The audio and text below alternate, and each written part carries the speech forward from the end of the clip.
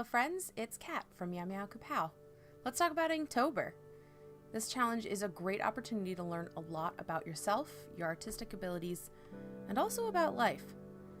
I'd really like to know what you've learned, if you've ever participated in one of these challenges, or what you're worried about with them if you haven't. Because this was my first year doing Inktober, I went into it with a lot of expectations and anxieties.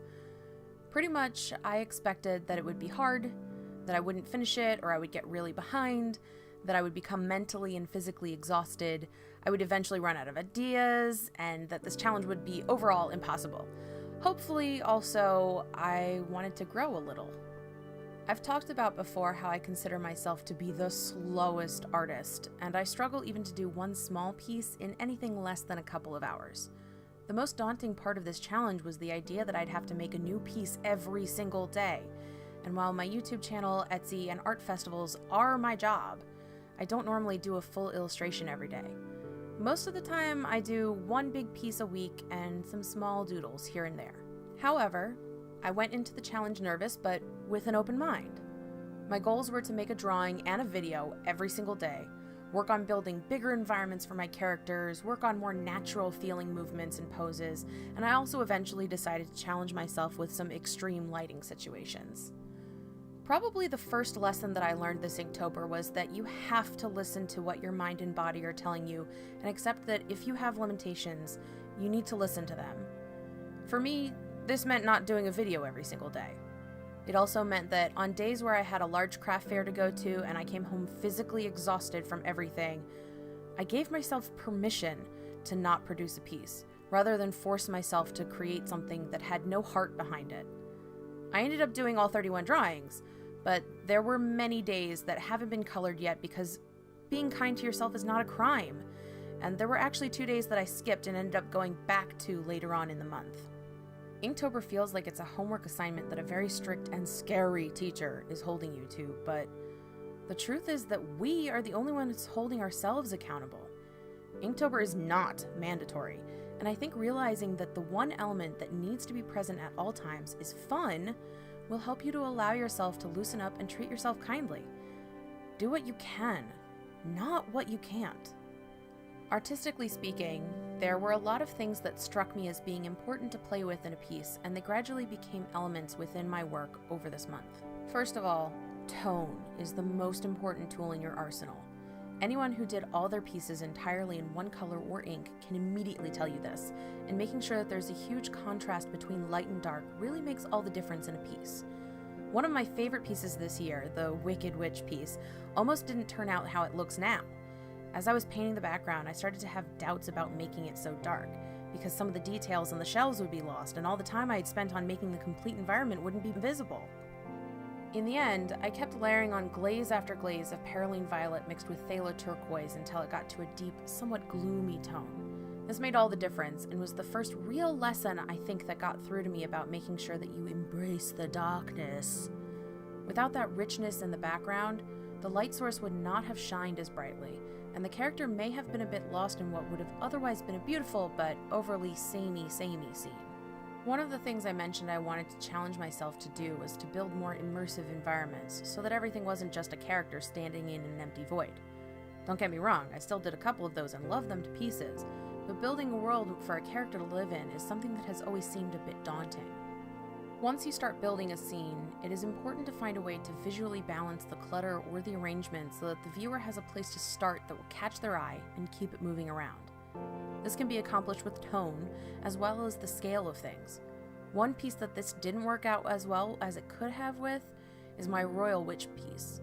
This drawing is entirely environment-based, and because I have not yet added any tonal variations to it, it's difficult to find a place for your eyes to start their journey with. In contrast, the piece I did for the cook or baker witch of Kiki flipping pancakes for her and Gigi has background details that your eyes eventually find after you first travel from the large, bright area of the pancake to the joyous and bright Kiki, to then the darker but still interesting details of her kitchen table. Another piece that was just line art but still keeps your eyes moving is the Little Witch Academia piece I did for Potion Maker Witch, to give a more fair comparison. Essentially, if you are drawing something that is even just a little bit visually complicated, It's really a good idea to find a central focus of the piece and emphasize it so that it becomes the visual hook of your art. Right now, I think the best way to do that is to make that element the brightest, simplest, and largest part, but I want to explore this idea further and see if it can be pushed in different ways. Maybe make something dark and complicated the central focus and make everything else bright and simple. This challenge also helped me to break a lot of rules that I thought I knew. For instance, when I was in college, we were required to make about a dozen thumbnails of our ideas before we even started our initial sketch. And then we had to redraw our sketch and work on the final piece and blah, blah, blah, blah, blah. It was a long process that encouraged us to never trust our first instincts and to always assume that the first idea was the worst idea. With such limited time to make each work of art in this challenge, drawing multiple thumbnails or sketches would have been absolutely crazy. I must admit that I absolutely did use a second sketchbook to work on my thoughts, but if the first idea I had was one I liked, I went with it, no questions asked. This absolutely taught me to trust my gut because a lot of the time my gut was spot on. The way I worked with my tools may also have been a bit unusual, especially because in multiple pieces I experimented with mixing ink directly into my watercolor washes. The effect was always pretty neat, dulling down the colors to give a sort of gray that happened to be tinted with something, which I actually really loved.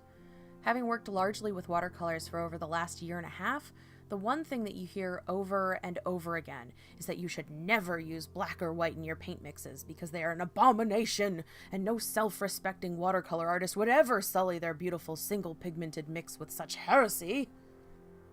If I'm honest, this challenge has made me want to experiment with intentionally mixing those forbidden colors into my paints, especially black. The lesson here, I suppose, is break rules as you see fit and use the best tool for the job. If you need something to be more black, then by gosh, use black for it. And I'd also say that this attitude helped me to make sure that I was actually using the best actual tool for the job, rather than only ever using one brush or one pen overall. Each brush, each pen has its own strength, and you should use them for those specific characteristics, not just try to make one tool do the job of many. It's easy to get into a consolidated way of working so that it's easy to pack up, but sometimes using a lot of different things and letting yourself loose on them can actually be fun. All of the tools I used over the month have been listed in the doobly-doo of each video, as well as in the one for this video.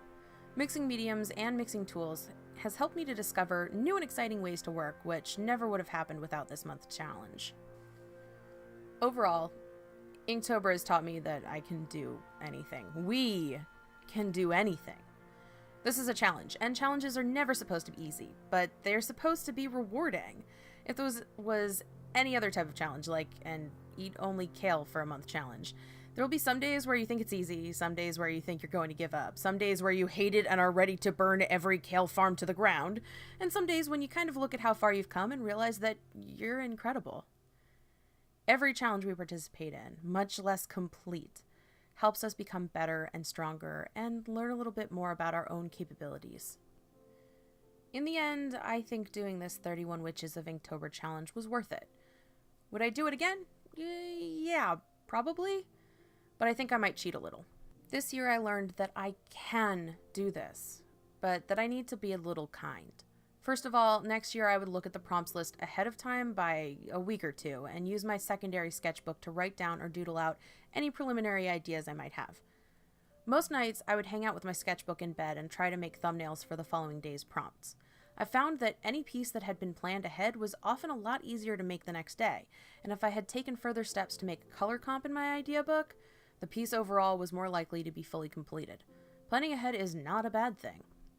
There were also a couple of days where I actually sketched out the line work for a few pieces at a time and then spent one day inking multiple pieces.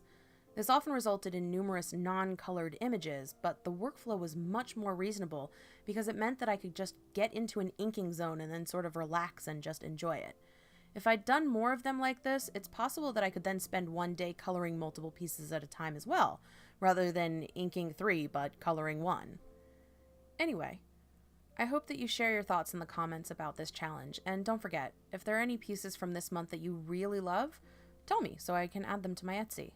And please, remember, if you've ever heard a pumpkin scream in the dead of night, do like and subscribe. Until I see you again, I wish you peace, love, and a visit from the Pumpkin King.